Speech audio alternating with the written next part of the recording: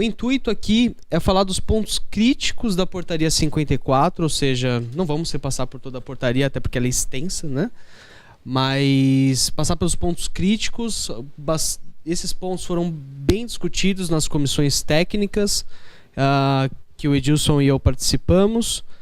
Alguns pontos a gente tem previsão de conseguir uma reversão, assim como o Edilson já adiantou algumas coisas.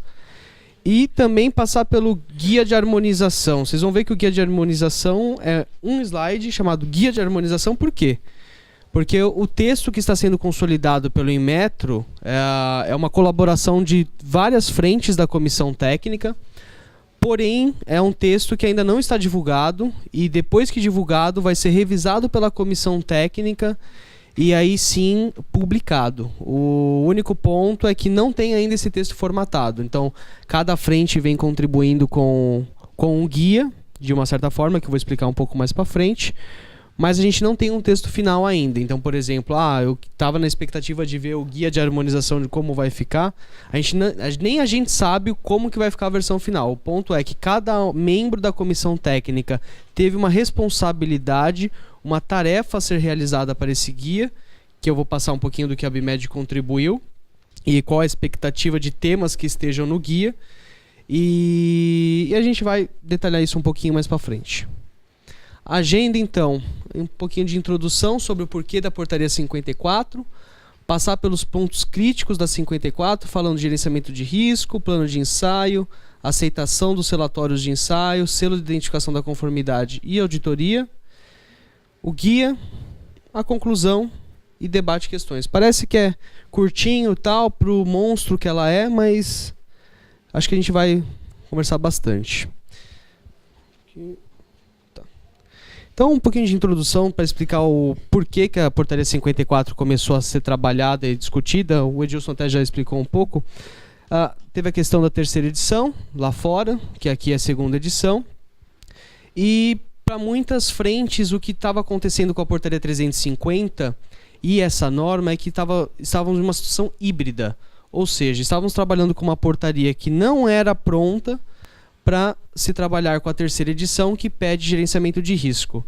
No meu entendimento, eu discordo um pouco disso, porque eu acho que aqui está todo mundo a maioria já trabalha com terceira edição e portaria 350 e ninguém morreu até agora, né? Está todo mundo conseguindo certificar. Pois é, mas não é essa visão que Inmetro, Anvisa e o restante da comissão técnica, tirando nós, tem. Então eles decidiram trabalhar em uma nova portaria para abordar o tema de gerenciamento de risco, só que eles acabaram abordando muito mais temas e até por necessidades que surgiram ao longo dessas discussões. Até vocês vão ver que quando a gente for falar de auditoria no solicitante, foi um tema solicitado pela Anvisa, uma extensão de requisitos. A gente vai passar por lá mais para frente. Então foi por isso que surgiu a necessidade da 54, eliminar essa situação híbrida de análise onde não tinha um entendimento comum entre os avaliadores e até mesmo as empresas que providenciavam a documentação do que era necessário providenciar para que se realizasse a certificação em portaria 350 para produtos que já são ensaiados em terceira edição. Então, por isso que se começou a debater e se criar a portaria 54. Pontos críticos da portaria 54. Eu até ia substituir aqui esse texto por um monstrinho, mas aí eu falei, não vai pegar legal, né? Mas é o que ela acabou sendo. É uma portaria que era para ser didática e simples, ficou uma portaria extensa, complexa, com muitos requisitos. Acho que acabou tentando se criar um ambiente ideal com a portaria 54, mas a gente vai ver na prática como isso realmente vai ser aplicado.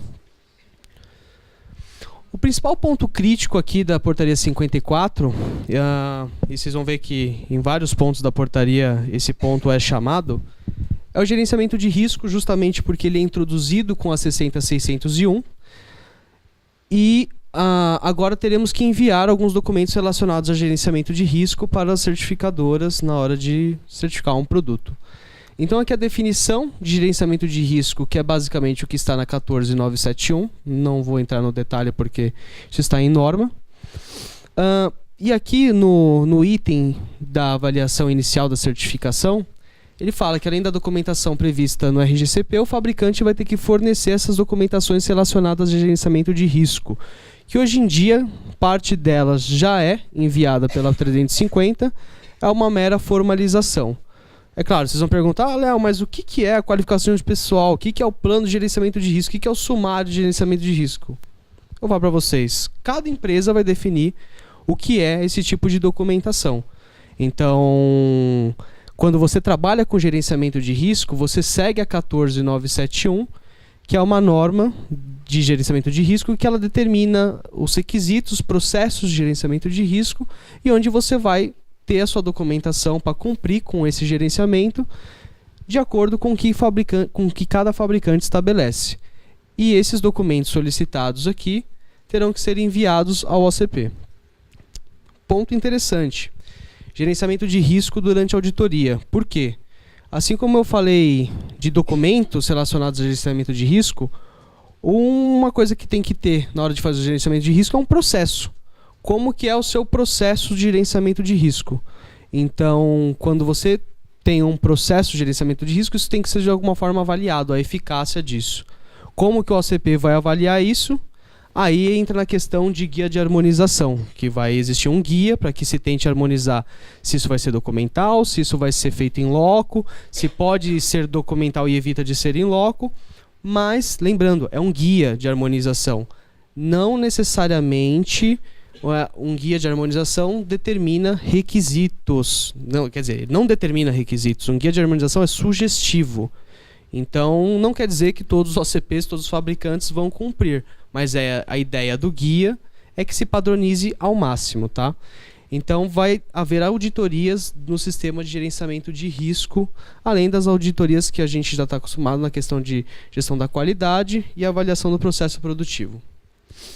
Aqui, rapidinho, só para mais ou menos passar, o que o Dilson falou, não quero me estender muito no tema de gerenciamento de risco, até porque não é o intuito da palestra, mas como é o principal ponto de destaque, o porquê que surgiu a necessidade de se inscrever a Portaria 54, só repassar, então, como que você identifica os riscos, né? Então, você determina o perigo, sequência de eventos, a que situação perigosa esse perigo está atrelado, determina o dano que o causa, qual a probabilidade de ocorrência e a severidade.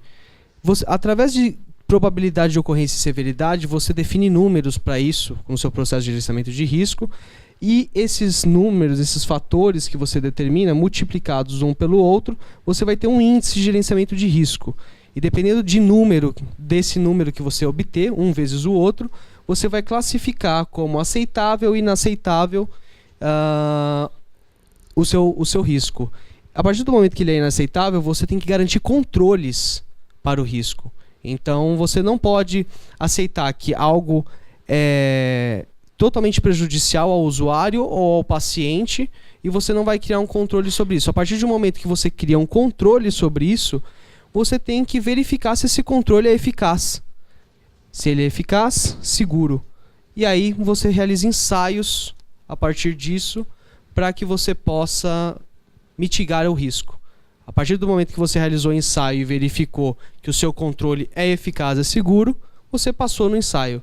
Então, de uma forma rápida, é isso que o gerenciamento de risco traz. É aquele negócio de, eu tenho esse controle aqui, eu vou aplicar a norma X para ele porque o escopo dela fala que eu aplico a norma, mas e sim fazer uma avaliação desse controle do porquê que ele pode ser perigoso para o usuário, quais os pontos que podem ser perigosos utilizando esse controle, e aí quais controles eu crio para mitigar os riscos dele e quais normas eu vou aplicar para ensaiar esses controles. É basicamente isso, tá? Só lembrando um ponto interessante, a gente teve uma palestra de gerenciamento de risco há um tempo atrás com o Luciano e com a Dália, e se vocês verem que é uma necessidade de entender um pouco mais sobre gerenciamento de risco, solicitem a ABMED que faça cursos, que tenha alguma coisa a mais que incentive o aprendizado, porque assim, cada vez mais essas documentações que vão ser solicitadas pelos OCPs vão se tornar rotina na vida de vocês. Vocês têm duas opções. ou encaminha para o OCP. O OCP demora 3 anos para analisar e dar uma resposta para vocês, ou vocês já fazem uma análise prévia, sabem que o documento está ok e cobra do OCP um parecer mais rápido. Eu acho que muitas vezes o processo de certificação é muito moroso porque às vezes tem a falta de conhecimento naquilo que a gente também está enviando, aquilo que o Edilson falou. Querendo ou não, a responsabilidade ainda da certificação é nossa. E eu acho que cabe a nós cada vez mais nos atualizarmos, tentarmos entender o que está sendo solicitado para que a gente não jogue só a culpa no OCP e vice-versa, porque acho que acaba acontecendo muito isso de a culpa é do OCP, a culpa é do laboratório, mas eu acho que todo mundo tem que tentar se atualizar para que saiba o que está sendo feito, saiba o porquê das coisas, o porquê que gerenciamento de risco existe. Bom, outro ponto crítico é o plano de ensaio, e acho que aqui até vai gerar muitas perguntas por conta dessa quantidade enorme de informação que está no item 62242. O plano de ensaio é uma novidade nessa portaria, mas na verdade para nós que testamos lá fora isso não é muito uma novidade, tá?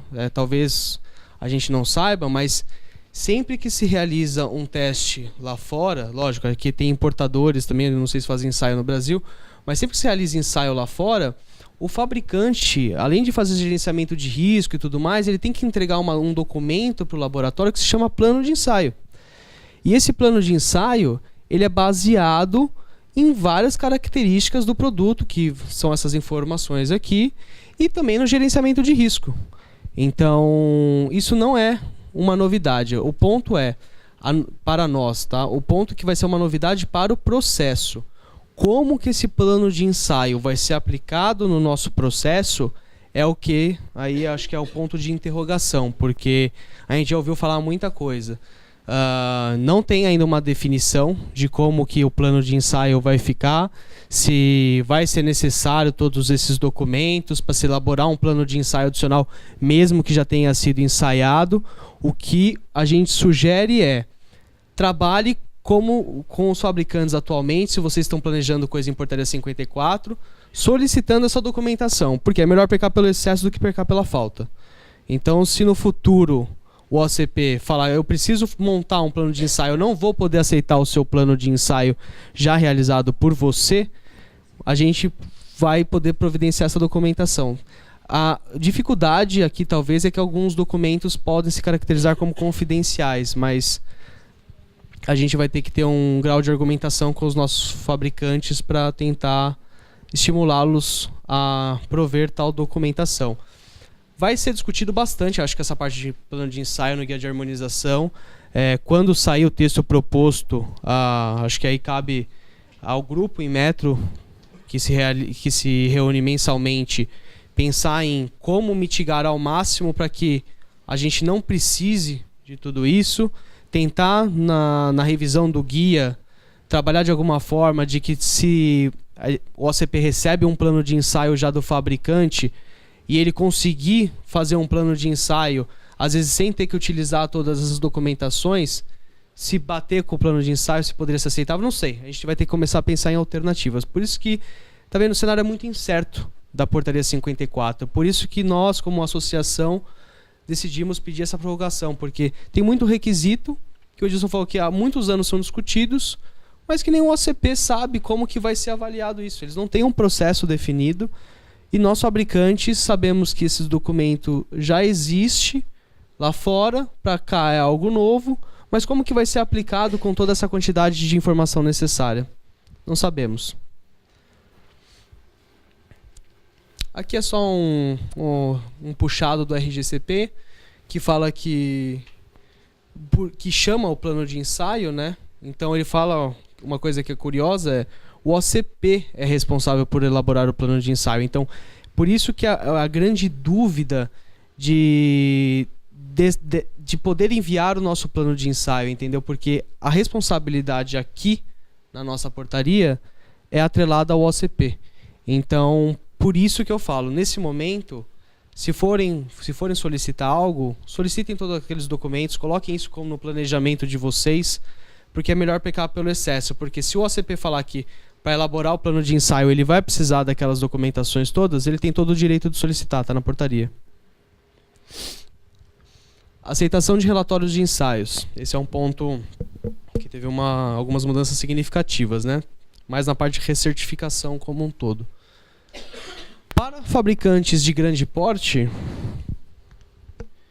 tivemos um ganho, né, na parte de certificação inicial, porque vai ser aceito relatórios de 4 anos de ensaio, ou seja, ensaiei meu produto há 4 anos atrás, tive o aceite hoje, eu vou conseguir ter o meu relatório aceito para a certificação do meu produto. Para médio e pequeno porte, esse ano está como 2, o que já é praticado atualmente no mercado, para avaliação inicial, mas a gente teve uma mudança na parte de recertificação, o item 641, onde será 2 anos, é que na verdade ele aplica a regra para o certificado novo, né, do certificado inicial, até porque com o RGCP, o que acontece é o seguinte, quando você tem a recertificação, você não tem mais um certificado revalidado, você vai ter um novo certificado. Você vai ganhar um novo número de certificado e não mais o seu certificado que está vigente até hoje vai ser revalidado por mais 5. Então, até por isso, o Inmetro colocou como regra da recertificação a mesma regra aplicável para a avaliação inicial. Então, quando eu for fazer a recertificação, 2 anos para médio e pequeno porte, 4 anos para grande porte. Isso foi um ponto que a gente tentou bater ao máximo para que pelo menos se mantivesse os 5 na recertificação. O Inmetro e a Anvisa chegaram a aceitar em uma reunião, lembra? Mas depois, na próxima reunião, eles voltaram começaram a reunião seguinte nesse ponto para falar que não iam aceitar. Mas faz parte. Outro ponto, acho que até foi um dos principais de discussão na...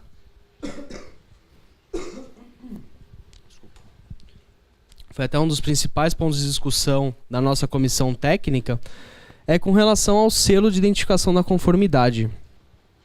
A gente chegou a fazer até uma pesquisa pela ABMed, uma pesquisa de... Não sei se posso chamar de pesquisa de mercado, mas uma pesquisa com os nossos associados, do quão impactante era ter o produto vindo lá de fora já, da sua fábrica ou do seu centro de distribuição externo, com o selo já aplicado, tanto o selo do produto quanto o selo da embalagem, tá? Esse ou está errado na portaria, até a previsão de que essa portaria que está para ser publicada corrija isso, mas é uma previsão. A gente já informou os associados através até de comunicados sobre essa questão do EO, mas é aquilo, né? A gente está informando vocês por algo que ainda não está publicado, mas é pelo menos para tentar atualizá-los do que acontece na comissão técnica. O posicionamento do Inmetro e da Anvisa é E, não é EO. É na embalagem e no produto, tá? E qual que é o grande ponto aqui? Com essa pesquisa que nós fizemos pela ABMed, a gente viu que não é uma prática que já venha do processo produtivo do produto ou do CD externo ao país com a marca Inmetro. O que foi visto é que grande parte dos importadores fazem o que a gente chama de overlabeling, né? Fazem a rotulagem do Inmetro localmente, aplicam esse selo localmente no produto e na embalagem. Então, a gente viu uma necessidade de pleitear forte, advogar de uma forma bem intensa com o Inmetro e com a Anvisa, para que se prorrogasse pelo menos esse ponto, porque a gente tentou reverter esse cenário, baseando até na RDC 81 da Anvisa, que permite a rotulagem local.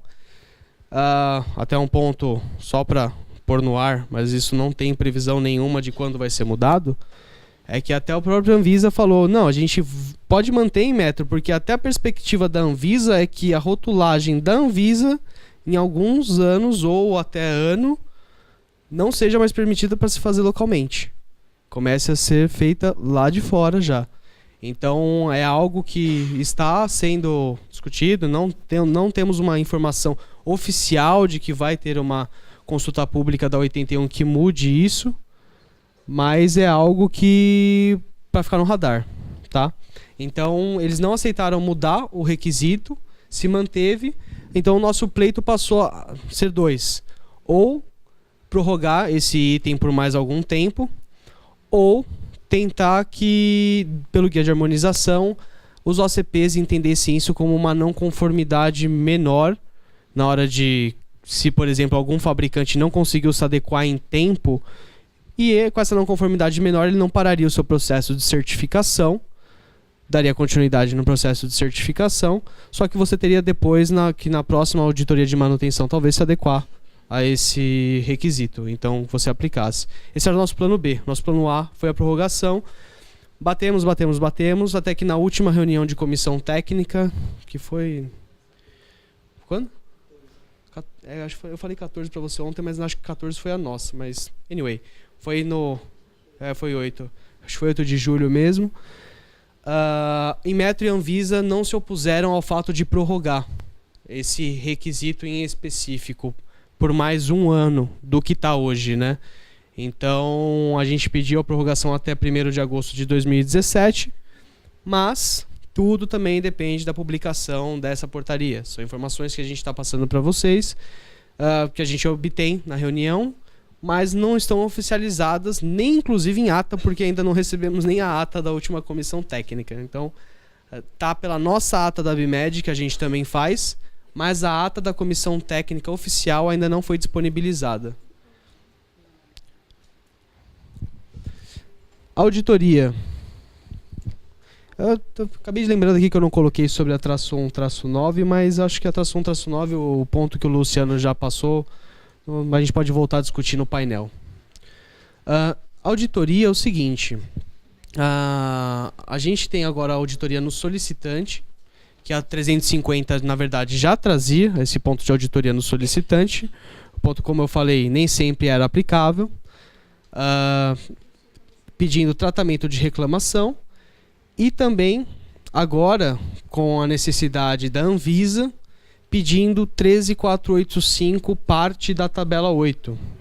São esses itens aqui, não sei se, acho que são basicamente esses, né? Acho que não está incompleto não. Ou seja, na avaliação inicial e de manutenção do sistema de gestão da qualidade dos importadores, detentores de registro e cadastro, solicitantes da certificação em conformidade com os requisitos da ABNT 13485, para os produtos objeto da certificação, o OCP deve verificar o atendimento aos requisitos relacionados abaixo, ou seja, vamos ter que passar também por auditoria de 13485 de acordo com esses requisitos aqui. Então, isso é certo. Vai acontecer, é um pedido da Anvisa que os OCPs realizem isso. Então, como vai ser? O OCP vai ter que ir no DC de vocês para, por exemplo, verificar preservação do produto, controle de dispositivos de medição e monitoramento? Não se sabe também, tudo depende do guia de harmonização. O ponto é, óbvio, o OCP também não tem braço para fazer todas essas verificações. Tem um fabricante que deve ter 2, 3 centros de distribuição. Como que vai ser feito isso? Não é algo simples de se resolver. Então o guia de harmonização vai tentar ao máximo padronizar uma forma, que aí vai ficar a critério de cada avaliador seguir ou não, para que tente se mitigar o quanto de impacto isso vai trazer para o mercado, tá? A nossa ideia, pelo menos como a ABMed, é tentar simplificar ao máximo. Há necessidade, a Anvisa quer, mas como vamos fazer para implementar isso de uma forma que não seja tão impactante para o mercado? A auditoria no fabricante vai mudar bastante, acho que vocês já perceberam que a gente tem umas 300 tabelas na portaria 54, mas por sorte, através de um workshop que foi feito pela ABRAC no final do ano passado, a gente discutiu o que deveria ser avaliado realmente no fabricante, porque tem muita tabela ali que é copy-paste de norma. E tem requisito ali que não é requisito auditável em fábrica. Você vai verificar os requisitos de acordo com os relatórios de ensaio e etc e tal, que são aplicáveis ao seu produto. Então, até foi apresentado na última reunião de comissão técnica uma proposta pelos OCPs do que se avaliar durante a auditoria de fábrica. Algumas coisas a gente achou bacanas, outras coisas a gente não concordou muito. Mas, basicamente, a gente vai ter, então, a avaliação do sistema de gerenciamento de risco, que está em parte do anexo A da portaria, a avaliação do sistema de gestão da qualidade 13485, que é o anexo B, tabela 8. Vai aumentar a quantidade de requisitos, é óbvio. Logo haverá aumento na quantidade de dias para auditoria. Não, se o OCP conseguir fazer em um dia, ótimo, né? Mas eu acho impossível o OCP conseguir fazer em um dia uma auditoria bem feita. Espero que não. Eles apresentaram uma proposta que começa com 2 dias e meio. Mas isso é quando o cara tem apenas um produto e ele já atende requisitos de 13485, mas para isso ele tem que enviar o relatório, né? A portaria 54 é clara que você pode se beneficiar de 13485 e não realizar a avaliação desses requisitos na fábrica se você tiver o relatório de auditoria. Então o relatório teria que ser enviado.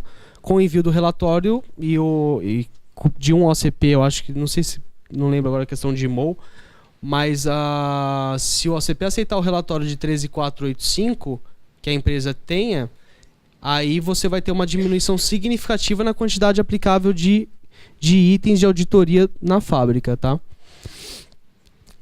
Aí é o que eu estou abordando aqui, até pode auxiliar a reduzir o tempo. Então, os OCPs eles até foram flexíveis, eles chegam mesmo a esse prazo de 6 dias, uma semana aí, mas é quando não tem nada de 13485, o fabricante tem muitos produtos de diferentes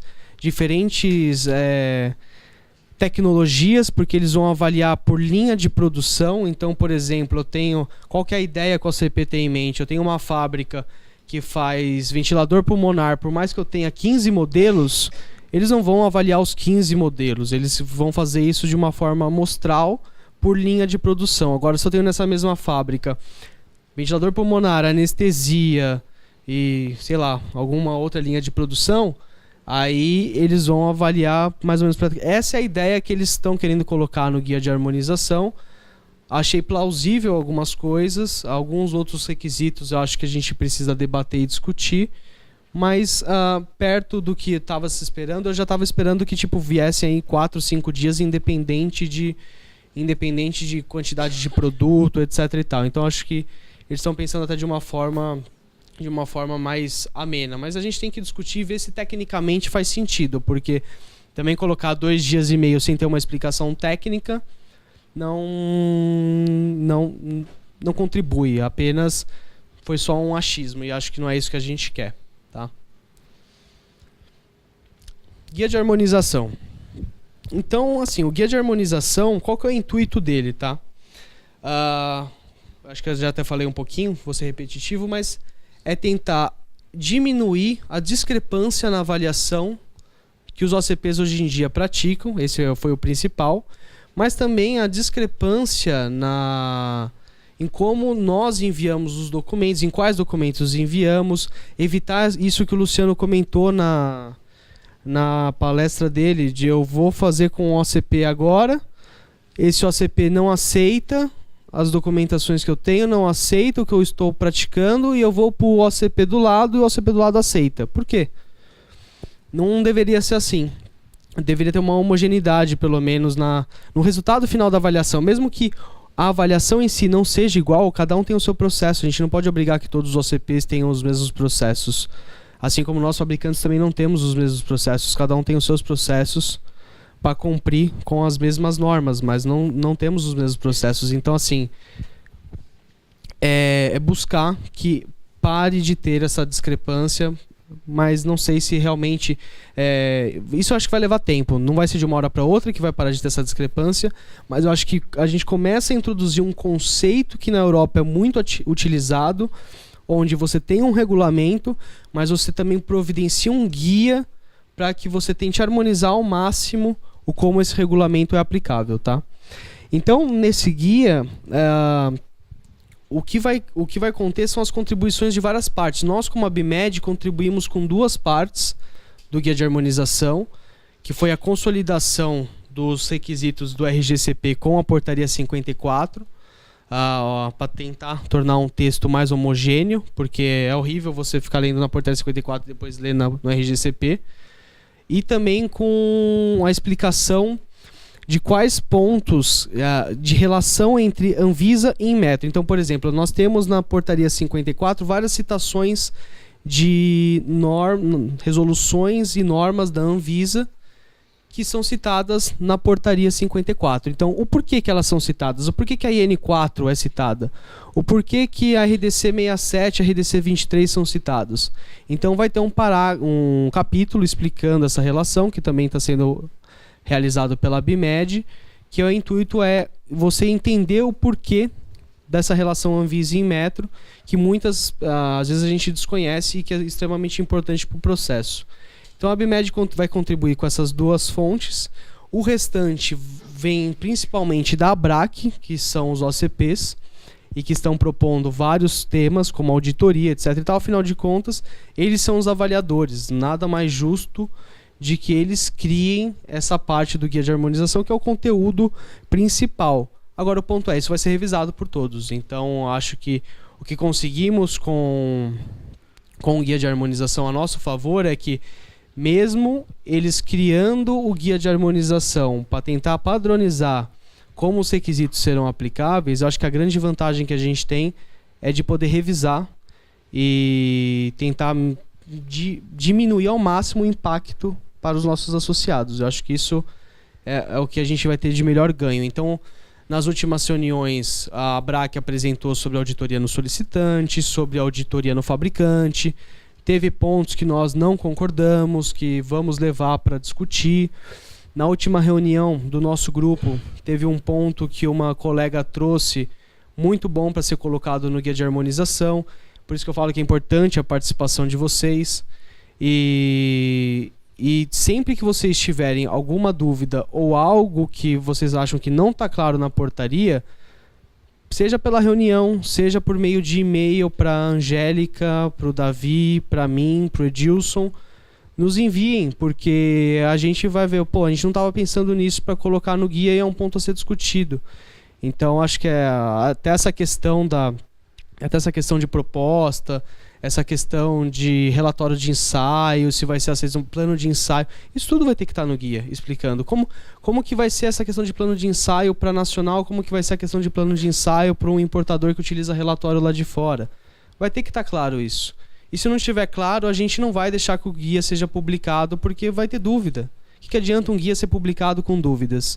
E por mais que a gente tenha feito o trabalho de padronizar, de pôr o RGCP junto com a portaria 54, eu até me assustei quando o Marcelo do Inmetro falou, não, porque acho que o conteúdo do guia vai ser basicamente a junção das duas portarias. Não pode ser o conteúdo do guia, porque isso é para ajudar, isso é uma parte do guia para que ajude a ter o requisito de uma forma homogênea, onde você não vai precisar ficar lendo de um lugar para o outro. Mas o guia é para explicar esses requisitos. Então, assim, se ele utilizar isso para ir explicando cada capítulo, cada tópico, é uma coisa. Agora, só ter a junção e sem ter explicação de como vai ser avaliado, de como cada player do mercado vai interagir em cada etapa do processo, não vai fazer muito sentido. Então, por isso que a gente está ansioso em receber esse texto do guia. Não temos, se vocês perguntarem, há uma estimativa? Não sabemos. Não sei se o Edilson tem alguma informação, eu não tenho estimativa de quando esse guia virá, mas eu sei que quando ele vir, vamos ter um trabalho aí forte para revisá-lo. Não sei qual vai ser a diretriz do Inmetro e da Anvisa sobre a revisão do mesmo, se vamos poder compartilhar de forma pública ou não. Tivemos casos recentes de guias que foram elaborados que não puderam ser compartilhados publicamente. Então a gente vai esperar a diretriz e vai informá-los. Qualquer coisa, se não for algo público, o que a gente vai tentar é ao máximo chamar a reunião para que a gente discuta, não mostrando o guia, mas que pegue insights de vocês para que a gente veja se o guia realmente está condizente com a necessidade dos associados das empresas, tá? Bom, uma conclusão rápida, então, 1º de agosto está aí, não semana que vem, a próxima, segunda-feira. E aí o que vai acontecer? A gente não sabe. O ponto é que estamos batalhando para que seja prorrogada a portaria. Na semana que vem, não sei ainda se vai ter a reunião com o Inmetro, mas a ideia é que tenha a reunião com o Inmetro. E vamos ficar na expectativa do que vai acontecer daqui para frente. Eu acho que, mesmo com guia, sem guia, que se não se prorrogue, acho que todos já tivemos aqui, se não todos, uma parte já teve experiência com a 350. E com um ano de prorrogação, igual o Luciano falou, foi um ano de prorrogação, mas mesmo assim, quando ela entrou em vigor em 2011, muita cabeçada foi dada. Acho que a gente começou o processo de certificação cambaleando, ainda aplicando conceitos da 86, mas chegou uma hora que começou a se tornar um platô. E as coisas e os produtos foram sendo certificados de uma melhor maneira possível, com ainda alguns pontos não sendo cumpridos, mas a gente conseguiu chegar lá. Acho que as 54, mesmo sem guia de harmonização, se não houver a prorrogação, vai ser mais ou menos nesse sentido, mas o intuito é que depois que o guia seja publicado, a gente tenha uma clareza maior em como o processo se dará. Bom, e é isso. Agradeço a atenção de vocês e acho que agora a gente pode abrir para um painel de debate